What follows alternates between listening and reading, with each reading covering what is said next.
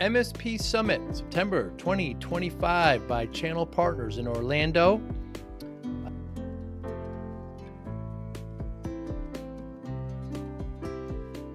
Great event, big event, really enjoyed it. Had 13 great conversations with vendors and MSPs.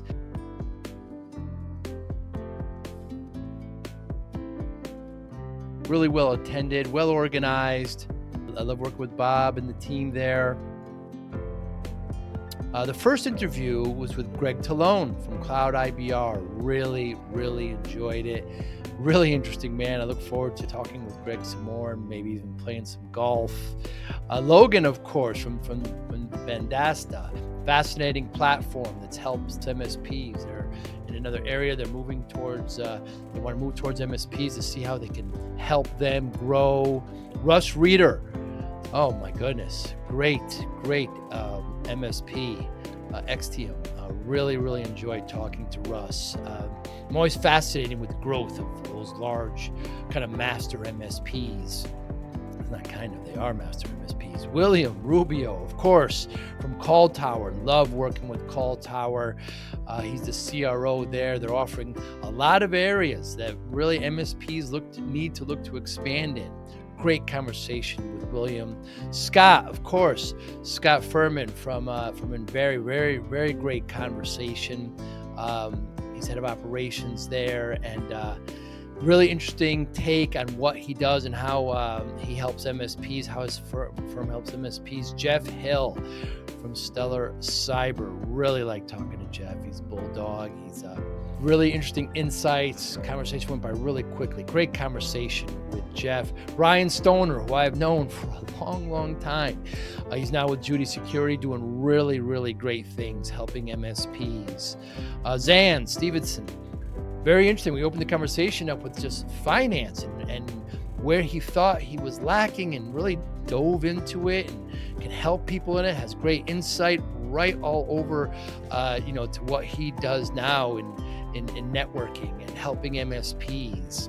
Niels was great too. He loves fixing things. He buys broken things and fixes them. Just has an engineering mind, and how Keep It can help MSPs grow and help protect their clients. Great conversation with Neil. Paul, of course, Vander from Optory. Great conversation with Paul. The whole area, social engineering. I knew very little about this. I know a little bit more, but he's here to help MSPs. Jackie Robinson, of course, from, Anunta, right? From Connecticut, the state that I'm from. Great insight on how to help MSPs with their great desktop as a service. Michelle Raguso McBain, my longtime friend, been asking her to be on the podcast for years. She's now with a company called Red Access, doing great things there. Always love talking to Michelle. Great insight, great spirit, great energy. I just can't say enough great things about Michelle. And then lastly, of course, Cale Eisenberg, great company from Vercom. We're doing a lot of work with Vercom. Cale's got great insight. I've known Cale for 5 or 6 years now. We kind of touched base a while ago, but came back now. We have a lot of friends in common. We start off with a very interesting subject of barbershop quartets. He's a 2025 champion, and bring it right into helping MSPs with security and email security and other great services Vercom has. Great time there at the MSP Summit. Thanks so much. Hi, I'm Joey Pinz, and here's my 45-second introduction. After starting my business in the 90s, I started developing poor habits of eating in my diet because of working way too much. I found myself at 340 pounds. The doctor told me if I don't lose the weight, I'm not going to see my daughter graduate. I took the next 7 months, lost 130 pounds. People ask me, how'd you do it? What's the secret? I need to lose weight. How'd you do it? How did I lose the weight? Just one word: discipline. I've had other successes in life, and I attribute them all to discipline. Now, I'm not the king of discipline, but I believe that it can help all of us. Friends convinced me to start a podcast. The podcast mission: how do we better ourselves and society? I talk to interesting people in health, fitness, sport, wellness, business, technology, science, art, and culture. And I eventually asked them how discipline plays a role in their life. Podcast vision: growth through learning from others. Yeah. And so people tell me that Nova Scotia is the California of Canada. I could see that. It's a pretty nice place. Yeah, kind of, but it's only nice like 3 months. Yeah, and then you get the snow roll in and the wind. Yeah. I guess it. Very nice people though. My mother's from there. Yeah. A lot of French. Yeah, it's a beautiful. Halifax is an incredible city as well. The wharf, the pier. It's just a beautiful spot to be. Very pretty. And you're in Saskatoon? Yes, Saskatoon. Yeah, North Dakota. It's North Dakota. Yeah. Right. So it's some cold winters there, Logan. It is. Yeah. It's what is it? -40 is when Celsius and Fahrenheit overlap. We get a fair amount of that throughout the year, and it's there's usually about 6 months of winter. Born and raised, a little bit further south. I was born in a town called Weyburn, Saskatchewan, southeast corner of the province. And then, moved up to Saskatoon for school, went to school for engineering, and then I stayed there and have been there ever since. And you love road trips. I do. Why? I love road trips. I don't know what it is. I got a good group of friends. We do a lot of camping, backcountry camping up in Canada. So when I was just graduating university, there was a couple of years where we did like a month-long trip each year, and we started out in Calgary. A month-long trip each year. Yeah, it was a blast. So I was fortunate enough to have a job where I could work remote, so I would literally just work off my laptop or phone in the car. Wow. And the first year we started in Calgary, drove west, went up through BC, the Yukon, Northwest Territories, so as far north as you can drive on a public road. Did sort of a full 3.5 weeks there and back. And then the following year we did Calgary, and we went all the way east in Canada. So all the way through all the Maritimes, stopped at a beautiful place called Gros Morne, and Nova Scotia, Newfoundland, the island, all sorts of places. So that kind of planted the bug in me, and I've been a pretty avid camper ever since. And you're in a truck?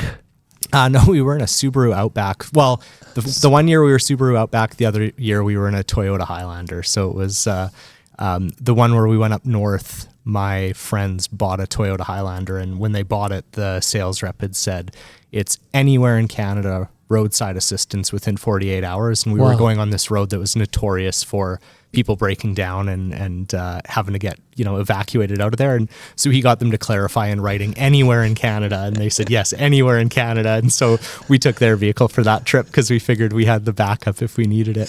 And did you? We did not, thankfully. But oddly enough, the year after, when we took the Subaru, we were going across the Confederation Bridge, which is what takes you from the mainland across to PEI, so Prince Edward Island. And we got to Prince Edward Island, and if you've ever heard like a piece of change in a dryer or a washing machine, we were hearing this sound as we're driving around the island, and we're like, that doesn't sound right. So we pulled up to a little garage, and they lifted the car up, and the wheel fell off of the vehicle. So the axle had broken, and we had came across this bridge that's, I don't know what it is, 100 feet up off the ocean. And the whole way we basically had a tire that wasn't attached. It was just the momentum of the drive that was keeping it on. Goodness. So we were pretty lucky that something worse didn't happen, but yeah. And how do you know where to put up a tent and sleep? I got a friend who is a planning freak, so he would do all the research. He would give us like the full itinerary for the 4 weeks, and it was like, we can either stop here, here, or here, but we know that we need to get to at least this point by this day, at least this point by this day. So he had sort of milestones for us. So we would drive into a campground, we'd check it out. We had our setup time down to about 15 minutes, so we could get up and ready and cooking within 15. And then we would just decide if we needed to carry on, if we wanted to try a different site. So yeah, it was a lot of fun. And in clement weather, what do? You just knuckle it. Yeah. We had a few where it was just like raining. I know we like a few days where it was just sitting in the tent, and you're just snuggling up for warmth and hang out and wait for the weather to pass. But honestly, we were pretty lucky. We traveled in August, so we seemed to have pretty decent weather the whole time. When are you doing laundry? We don't. No, I think we stopped once on each trip. Just at like a local laundromat. I see. But for the most part, it's like you're kind of just roughing it in some camping gear that's meant to wick moisture. And you do a good old river dunk every now and again, and go bathe off in the river and wash your clothes, let them dry out. So that always helps too. River dunk. Yeah. And I'm sure it was everybody wanted each other to do that, because it gets a certain point where. Yeah, especially after a few weeks, you're in the vehicle, and it's like, all right, we're going to go find a river for, not saying who, but we're going to go and jump into one for a little bit here. But no, it was no better way to wake up in the morning than into a frigid, freezing Arctic river. So, wow. Yeah. Wow. So, Logan, we're here at MSP Summit in Orlando. What are some of your goals this week?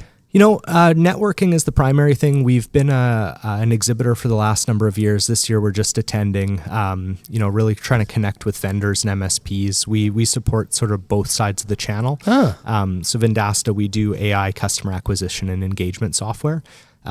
So we've built a whole suite of AI employees that do everything from help businesses capture leads to consolidate messaging, distribute content. So on the vendor side, we tend to work with a lot of MDF for channel marketing programs, helping vendors support their partners, whether it's through lead gen or customer acquisition.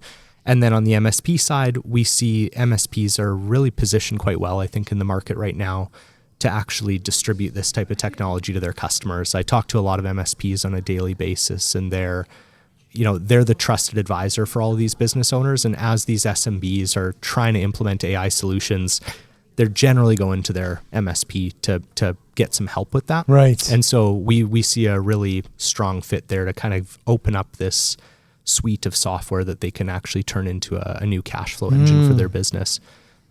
We like to say we're kind of like the Pax8 or Ingram Micro or TD SYNNEX of marketing. We've got that marketplace infrastructure.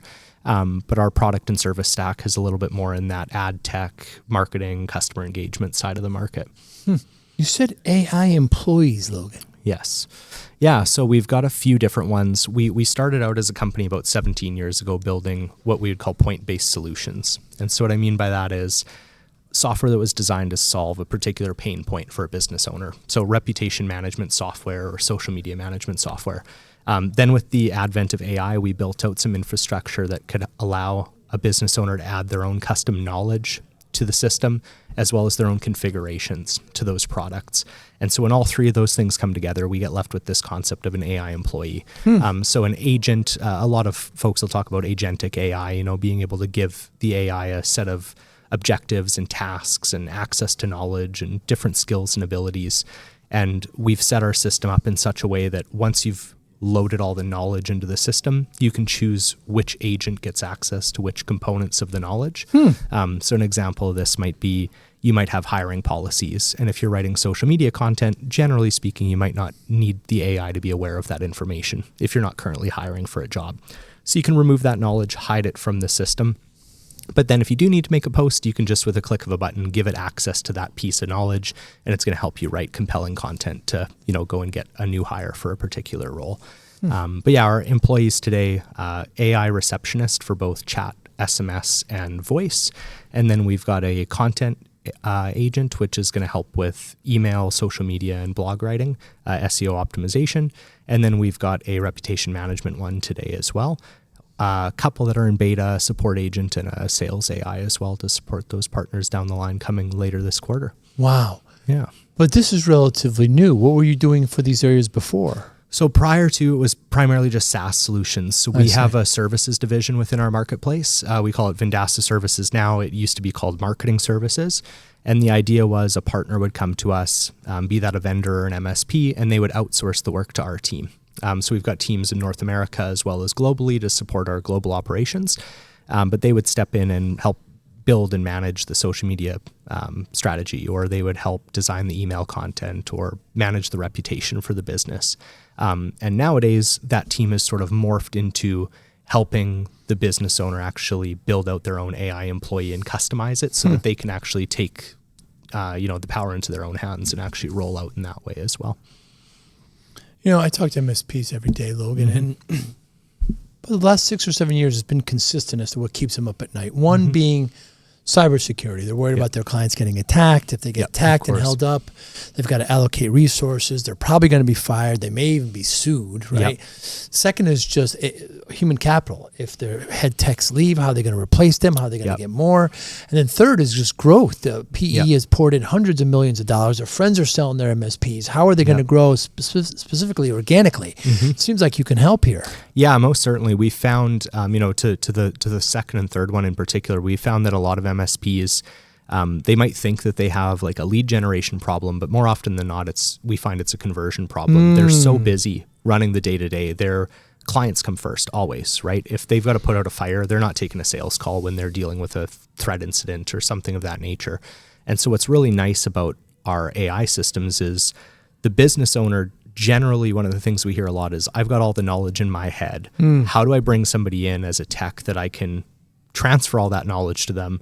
And if they leave in 6 months, how am I left not scrambling to try to fill those shoes again and having to take on all that responsibility?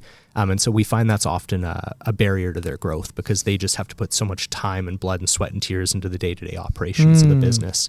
And so this is one of the things that I'm really passionate about with what we've built, is by training the AI with that consistent knowledge, consistent tone of voice and messaging, it allows that business owner to really take a step back and ensure that no matter who steps in, even if they're a junior rep, they've got that consistent messaging, that consistent access to knowledge.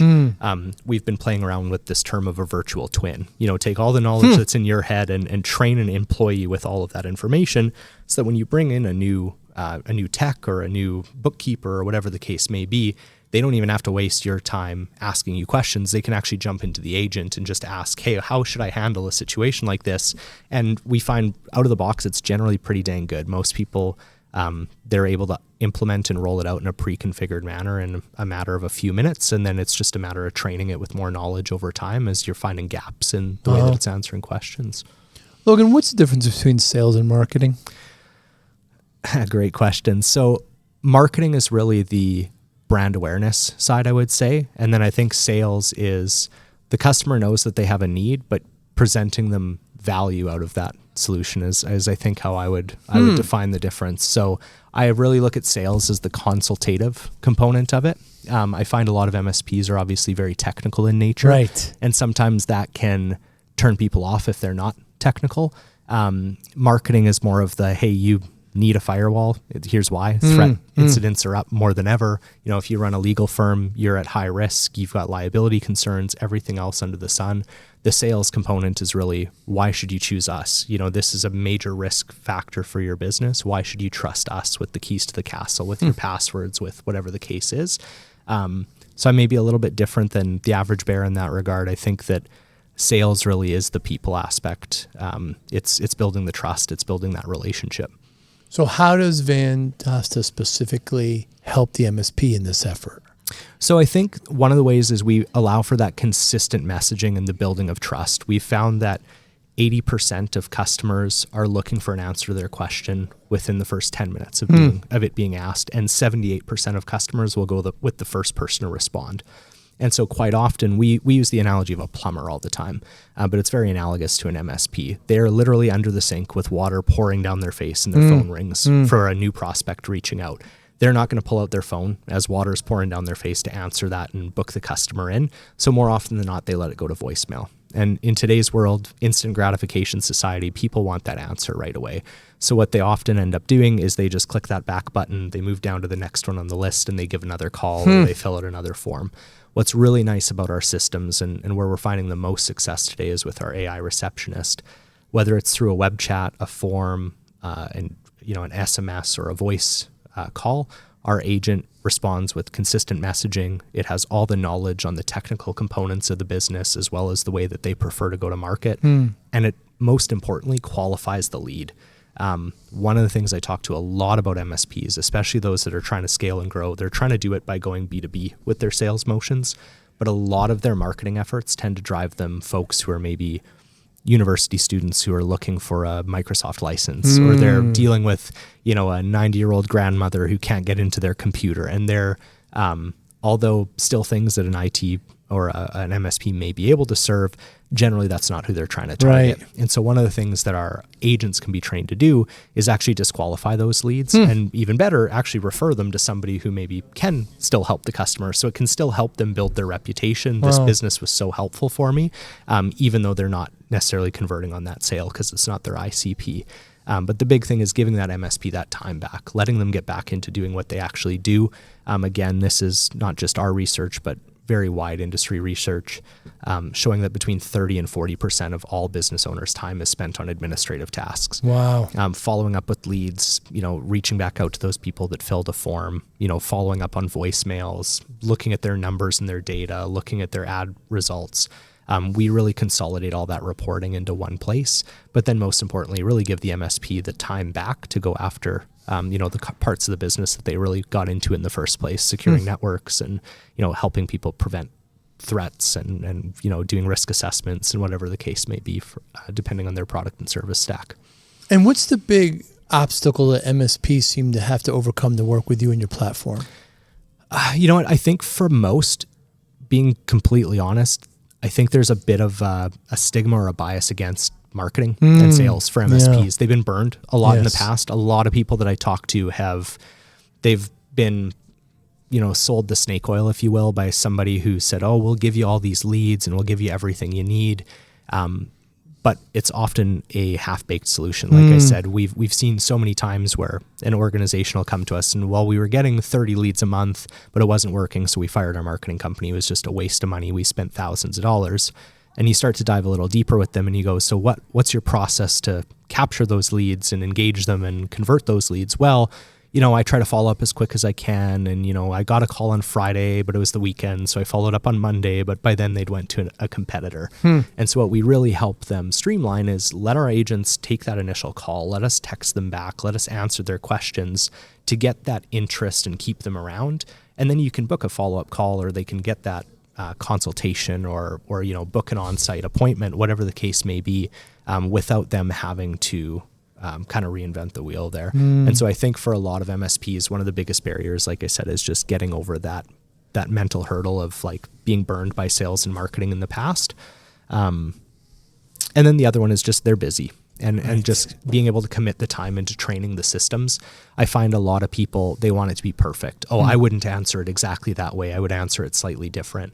And what I often consult people to do is like 80 or 90% is going to be way better than 0%. So let's get it so that it's answering most of the questions correct most of the time.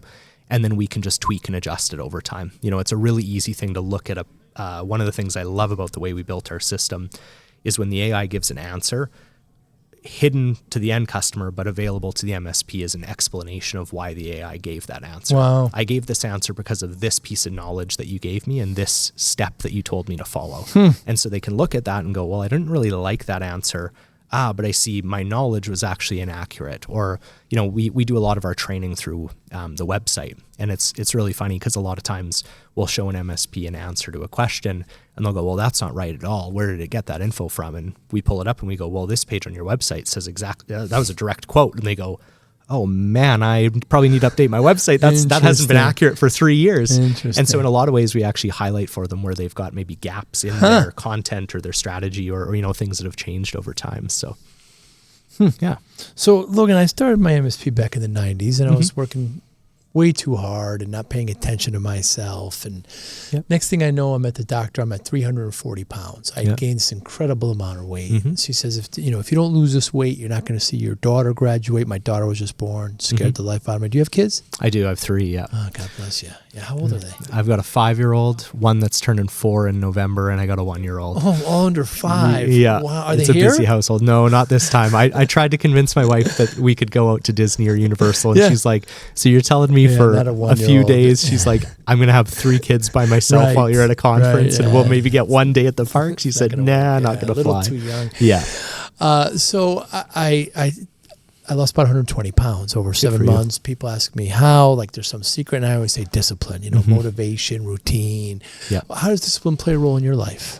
Discipline is really important, obviously. With kids, it's not just, like you said, taking care of yourself for those children, but it's also, I think, one of my favorite things about having kids is they're just perfect mirrors into your own soul. Yeah. Like I'll see my kids do something, and it's driving me nuts. And I'm like, where in the world did you learn this? And then I sit and I think on it for a minute and I'm like, you're doing exactly what I do all the time. Geez. And so I find they're a really good barometer for like reminding you why discipline is so important in your life. Like, Dad, why can't I have another treat? You had a treat. Oh yeah, you're right. Maybe I shouldn't be grabbing a cookie out of the pantry. That's probably not good for me because I'm telling you it's not good for you. I should need to show you that discipline as well. So I think for me, discipline is really a learning tool for my children. also, obviously, it plays its role in your professional life, and it's important. Especially, I'm in a very sales and consultative based role, so you need to be disciplined to be able to hit your numbers and drive success not only for our organization but for our partners as well. But I think for me, a lot of things, they all lead back to home, no matter what way. Why I'm at work every day, I'm doing it for my family and my kids. Why am I engaging with partners and trying to grow the career again? It's generally for the kids and the family. So being able to reflect back and show that to them is, I think, the most important piece for me. Yeah. Serve by example. Yeah.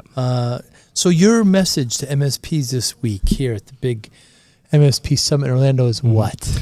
I think the big takeaway is AI is here. It's not going anywhere. Right. They are positioned as technical experts, and there is nobody more trusted by the SMBs and the enterprise organizations around the world who is going to, the first place they are all looking for is to their MSP or their telco or their value-added resellers. So I think for an MSP, adopt the wave.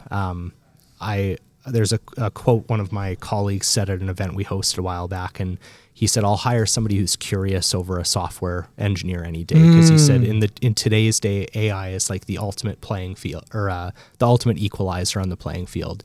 It really allows for everyone to engage, grow, upskill themselves. And for a lot of folks, they may be hesitant, they may be scared, they don't know where they fit within the AI world. I think the most important thing, the message that I'm trying to preach, is just be curious, play around. Every MSP is probably doing this because at some point in their life, they were the dude with a computer in the basement playing around and being curious and trying new things. That's generally what a lot of my dad runs an MSP as well. And I know growing up, watching him, that was something I always took away, is he was always curious. He was always trying new things. And I think that's really the message I'm trying to get across this week is, adopt AI. It's here to stay. Be curious, help your clients. It's not going to be perfect out of the gate. Everybody's learning as we go. But that's where opportunity lies as well, right? When there's, when nobody really knows what they're doing or what AI can do for them, that's really where opportunity is going to show its face. It's an exciting time, though. It really is. Yeah. It really is. It's a lot of fun. So anybody watching, listening, how can they get in touch with you? So they can reach out to me directly through LinkedIn. So that's at Lochitwa. So Logan Ochitwa on LinkedIn. They can connect with me through email. Again, Lochitwa@vendasta.com, or they can reach out to me, through phone or through Vendasta directly. Logan, thank you so much. I really appreciate it. Thank you for listening and or viewing Joey Pinz Discipline Conversations. Please share this episode with one or two of your friends who you think may benefit from the episode. Our website, www.joeypinz.com. There you'll find lots of resources and you could join our mailing list. Please follow us on all our social media, Instagram, Twitter, and Facebook. Podcast information, the video version of our podcast is on YouTube. Please subscribe. Audio is on all major podcasting platforms. Please follow them. And if you like it, please consider giving 5-star rating. Would really appreciate that. Thank you again for listening or watching Joey Pinz Discipline Conversations.